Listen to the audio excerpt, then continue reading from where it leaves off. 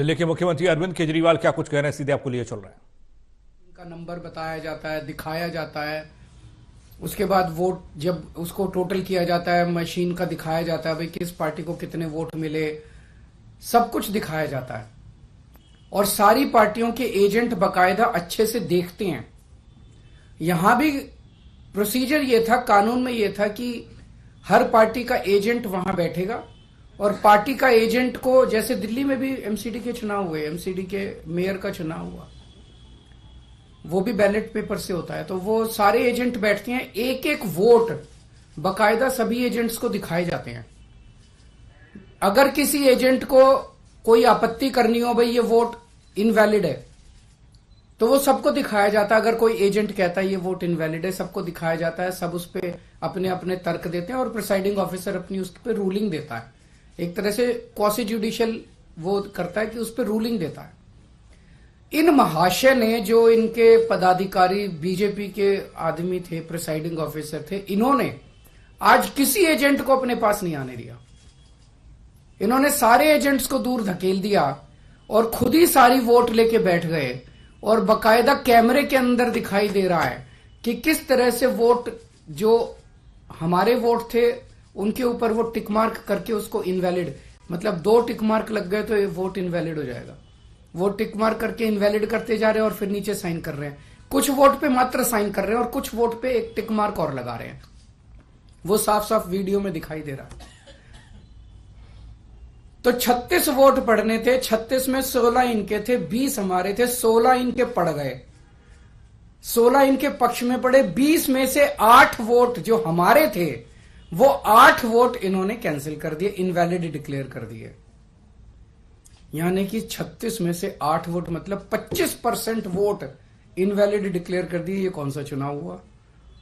पिछली साल जब चुनाव हुए थे तो हमारा 1 वोट इनवैलिड डिक्लेयर हुआ था। तो ऐसा तो नहीं कि हमारे वालों को वोट डालना नहीं आता, वोट तो डालना आता है। पिछली बार भी डाला था, इस बार भी डाला है। इस बार कैसे ऐसा हो गया कि सारे वोट डालना भूल गए हमारे वाले, सारे वोट इनवैलिड हो गए? तो पहले से सोच के आए थे कि इनको गुंडागर्दी मचानी है।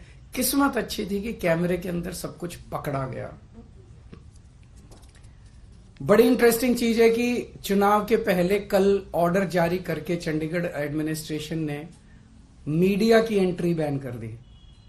तो इसका मतलब नीयत तो शुरू से ही खराब थी, प्लान तो, षड्यंत्र तो पहले से ही बना रखा था इन लोगों ने कि गड़बड़ करनी है।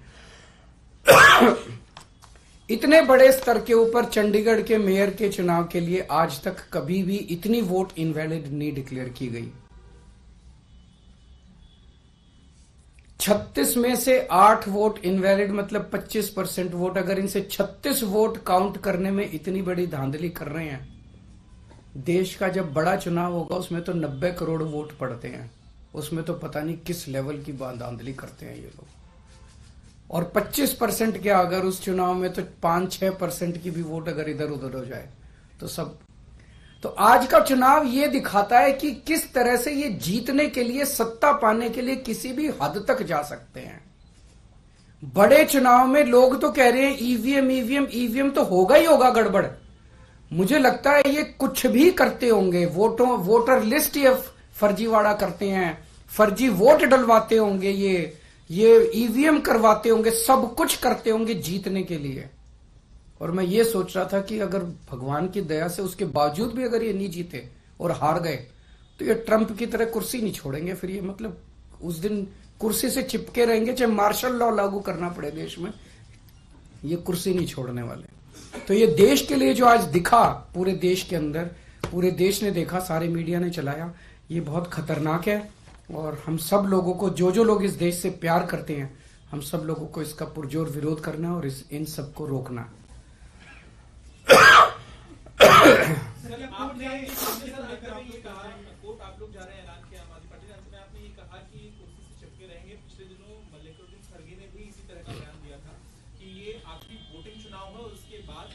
प्रेसिडेंशियल इलेक्शन हो जाएगा बाकी कंट्रीज की तरह, तो ये आप मान के चल रहे हैं कि ऐसा होगा या फिर आपको? ये सारे जो आसार दिखाई दे रहे हैं, ये इसी तरफ इंगित करते हैं कि बहुत बड़े स्केल के ऊपर कुछ तो गड़बड़ है।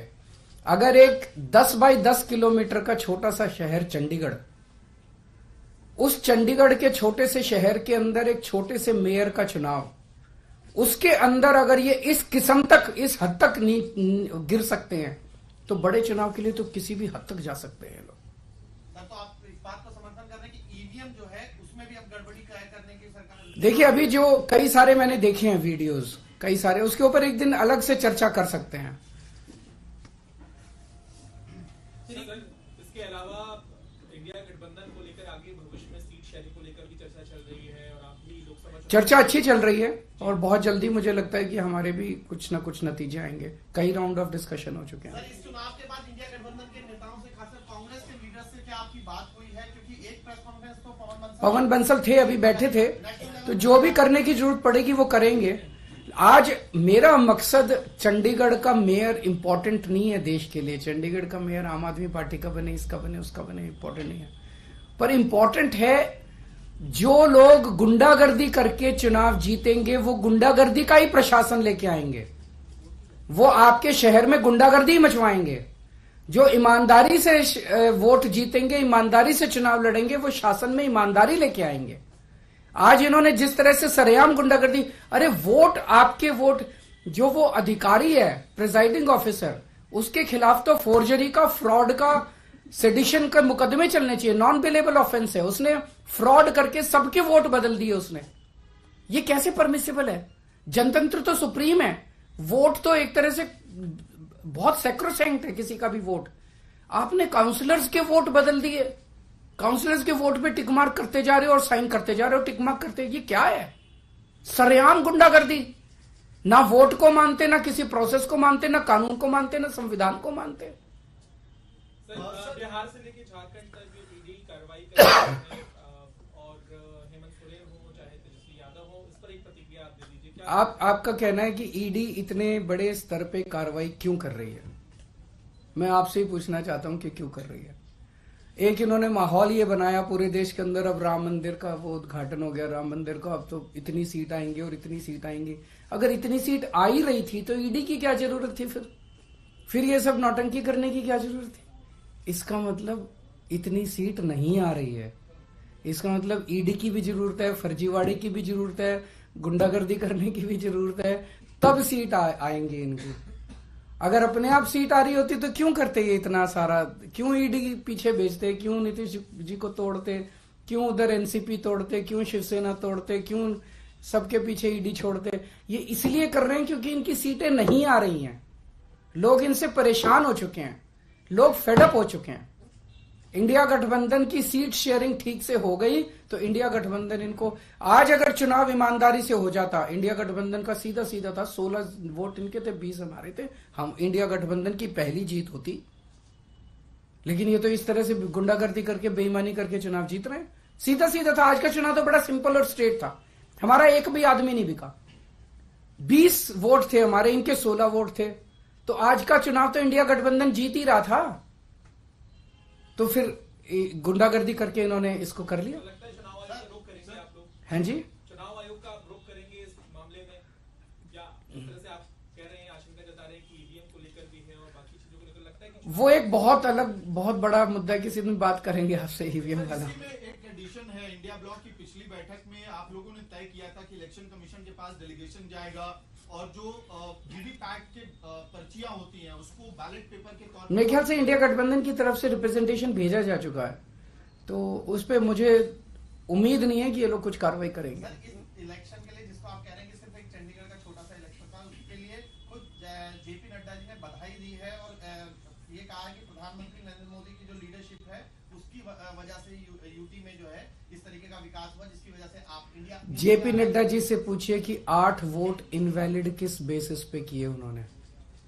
उनसे पूछिए कि क्या उनके पदाधिकारी ने जिस तरह से वोट्स को टेम्पर किया, फोर्जरी की, क्या वो इसको सही मानते हैं?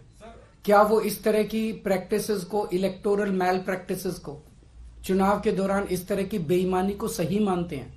और क्या वो इस तरह से पाई गई जीत को सही मानते हैं? क्या वो इसको अनैतिक नहीं मानते? क्या वो इसको देश के लिए नुकसानदेह नहीं मानते? क्या केवल येन केन प्रकारेण जीतना उनके लिए सब कुछ है? मार के, पीट के, वोट टेम्पर करके, सब कुछ करके बस जीत जाओ किसी भी तरह से। सर कल जिस तरह से हेमंत सोरेन को लेकर खबरें आ रही थी कि ईडी एक तरह से हंट पे दिख रही थी, लगातार खबरें प्लांट भी हो रही थी और दावा किया जा रहा था कि हेमंत सोरेन गायब हो गए, तो एक मुख्यमंत्री के बारे में जिस तरह से एजेंसियां काम कर रही हैं, आपको लगता है आने वाले समय में कार्रवाई और बढ़ने वाली है इंडिया ब्लॉक के लीडर्स के खिलाफ? मुझे लगता है लोकसभा के पहले जिस तरह से इनका माहौल है, इनको मेजॉरिटी नहीं मिल रही है। इंडिया गठबंधन स्ट्रांग है। आज आप मेरे से निकलवा लीजिए जो कुछ इन्होंने बिहार के अंदर किया। पिछली बार इन्होंने 17 सीट दी थी नीतीश जी को, 17 सीट पे लड़ी थी बीजेपी, 17 की 17 इस बार भी ये 17 सीट दें अगर नीतीश कुमार जी को, 17 की 17 सीटें नीतीश कुमार जी हारेंगे। उन्होंने बिहार की जनता के साथ धोखा किया, तो बीजेपी को इसका नुकसान होने वाला। इस तरह की हरकतें ये देश पसंद नहीं करता। ईमानदारी से लड़ो चुनाव, अगर आप जीते हो आप जीतो, कोई और जीते, कोई जिसकी सरकार बने उसको चलाने। Thank you.